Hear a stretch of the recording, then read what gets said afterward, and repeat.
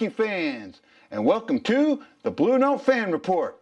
I'm Guy, the Hawaii Blues fan, and I'm your host on the program that is by a fan, for a fan, and you know, most definitely, about you, the fans. Welcome to Season 2, Episode 8. Our Blues are going to take on those crybabies. They took our cup. Boston Bruins. They took our cup. They took my dream. Yeah, we did. We'll talk about that in a second. First, before I get into the show, I want to give a special shout out to Allison Chancellor. She was my fan of the game a couple episodes ago. She has cerebral palsy. She's going through some really big issues with her lungs. She was in the hospital for a couple of days.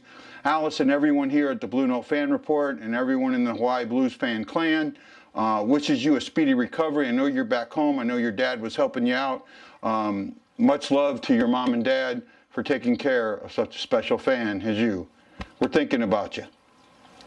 And one other thing I'd like to mention is in the last video, you guys really put some comments on Facebook, and I gotta say thank you.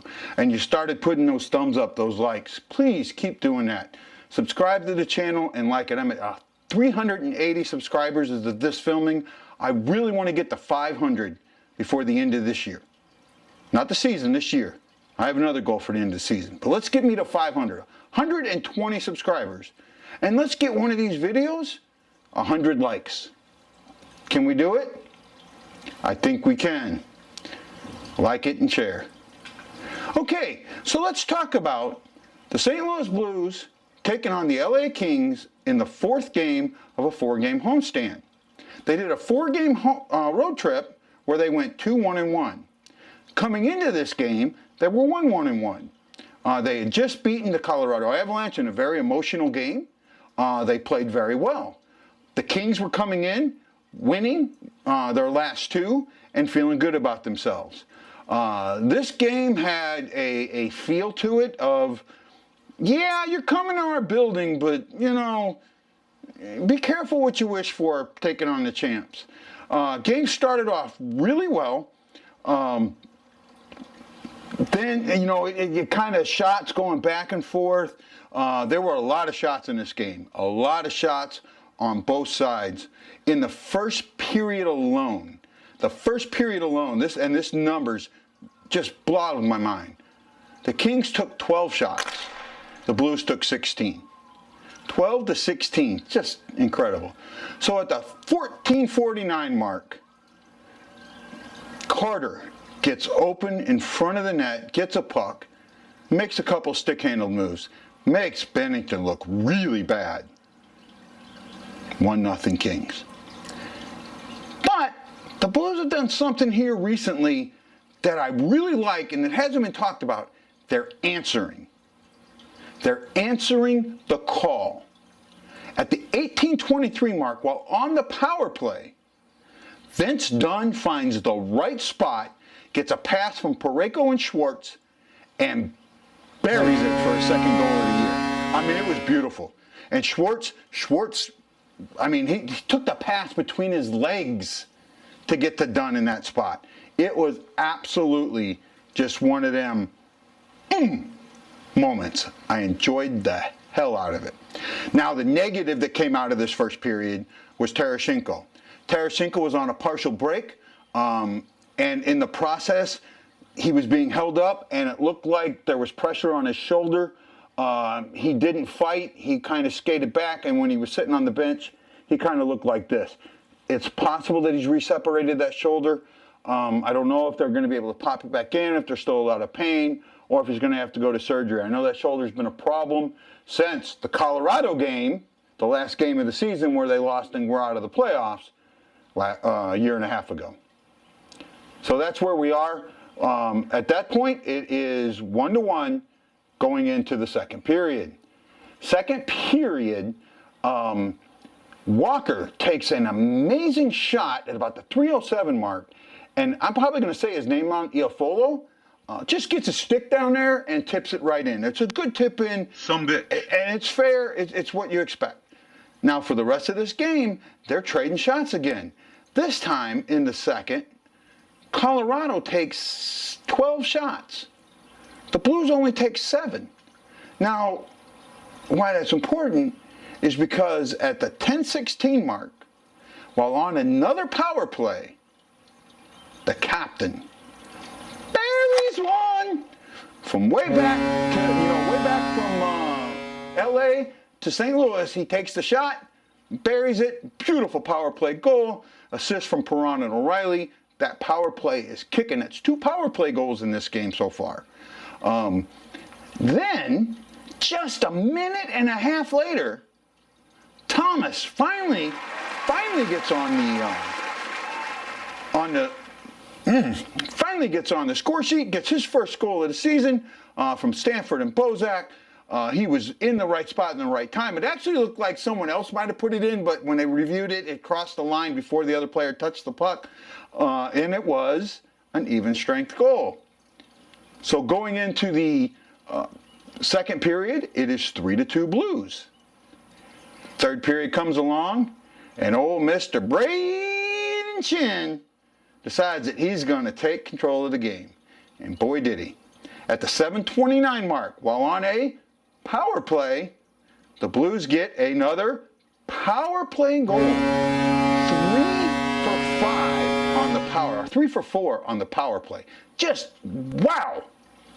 Wow, wow, wow, wow, wow. Just wow. Or 3 for 5. I was right, 3 for 5. No, one of them didn't count. It was fighting. 3 for 4. Shen gets it from Schwartz and Parayko. Way to go. And then at the 19:01 mark, with the goalie pulled, Shen caps off the game. And that's a winner, 5-2. Shots were 35 apiece for both teams. Johan was 30 for 34, and with 1 empty net goal. Bennington was 33 for 35. The 1 goal really wasn't nothing he could do about it. Actually, both goals weren't. I would love to see him get a shutout, which seems to be elusive right now, but I think it's coming. Third star of the game was Braden Shen with 2 goals. Petrangelo with a goal and an assist, and Robert Thomas, because he was all over the place during this game.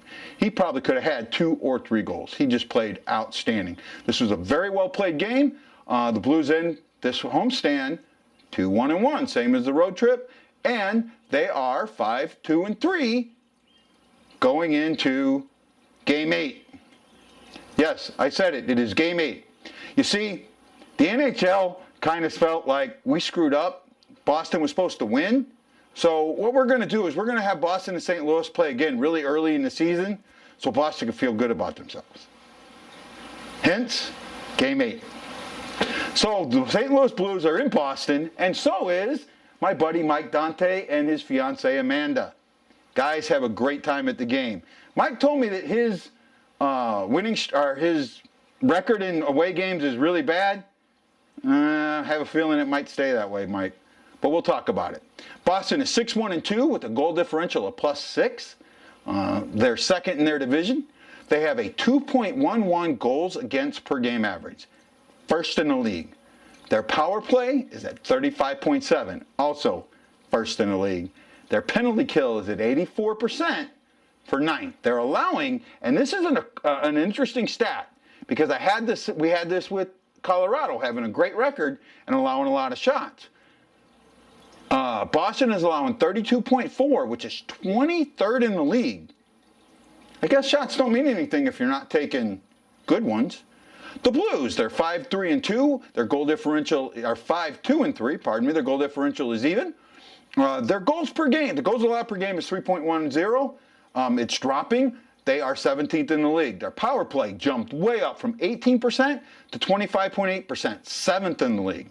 Penalty kill is at 83.3. That's 11th. Penalty kill could be a little bit better, but it's not bad at 83%. I'd like to see it at 90, but I'll take 83. And the Blues are allowing 30.6 shots per game.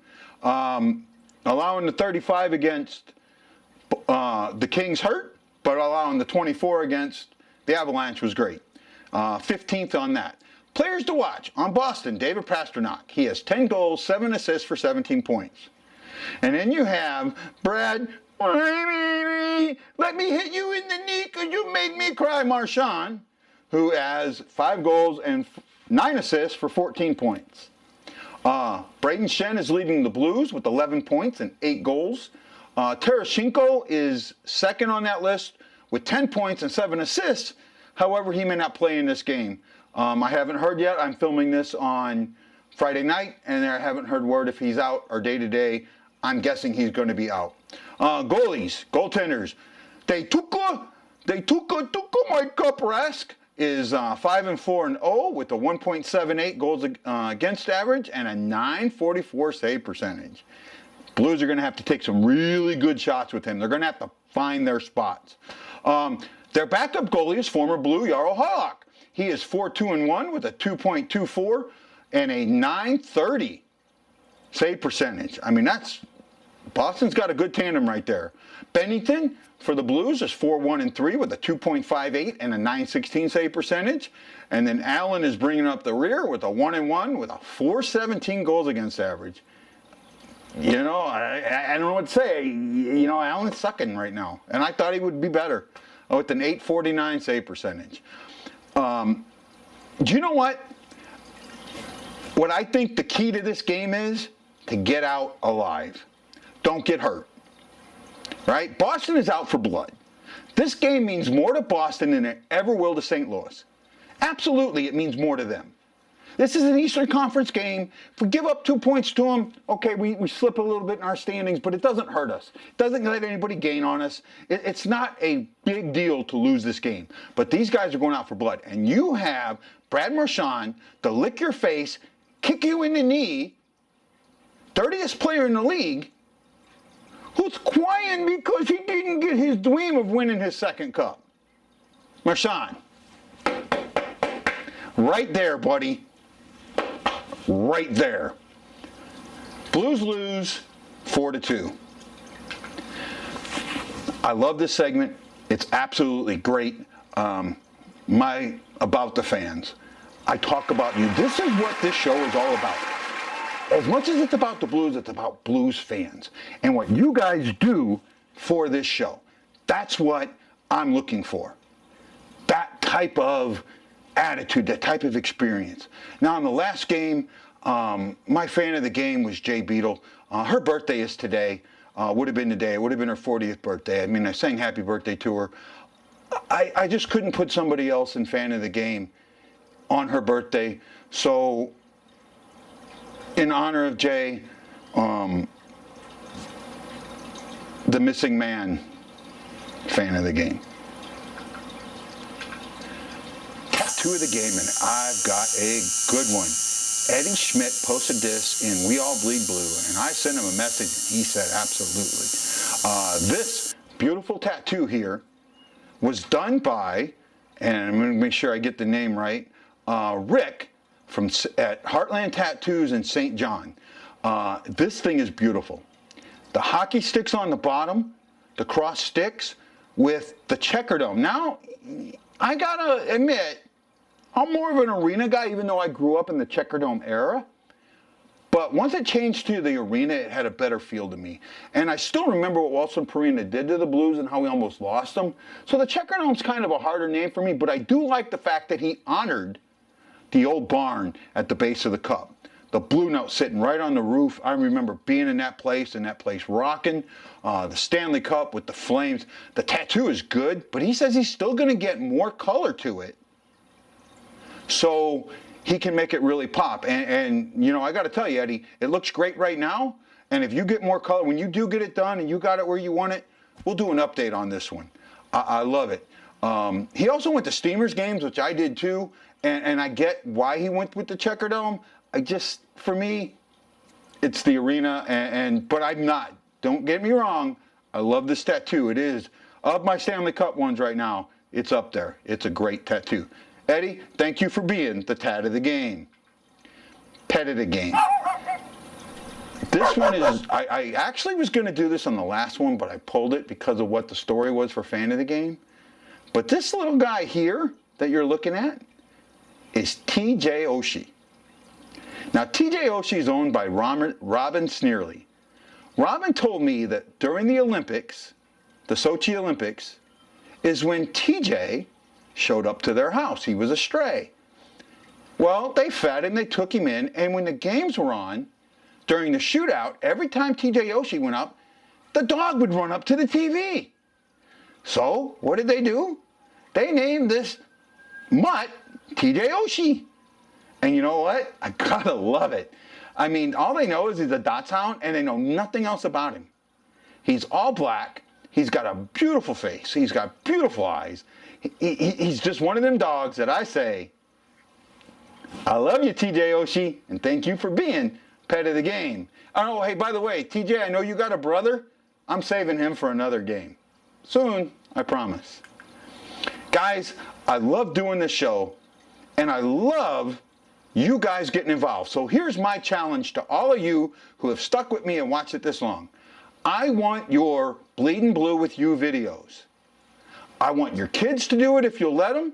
I want your, hey guy, or hey Hawaii Blues fan, I'm so-and-so, and I'm Bleeding Blue with you, and let's go Blues, and show me your Bleeding Blue. I want to see it, just like... My name is Jackson, Hawaii Blues fan, and we're Bleeding Blue with you. Let's go Blues!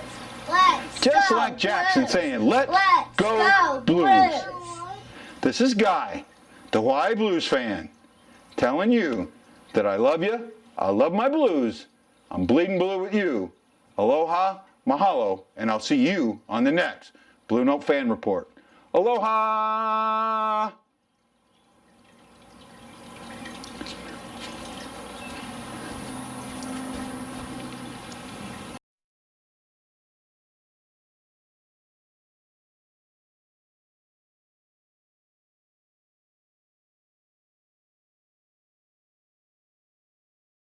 Hawaii Blues Fan Show.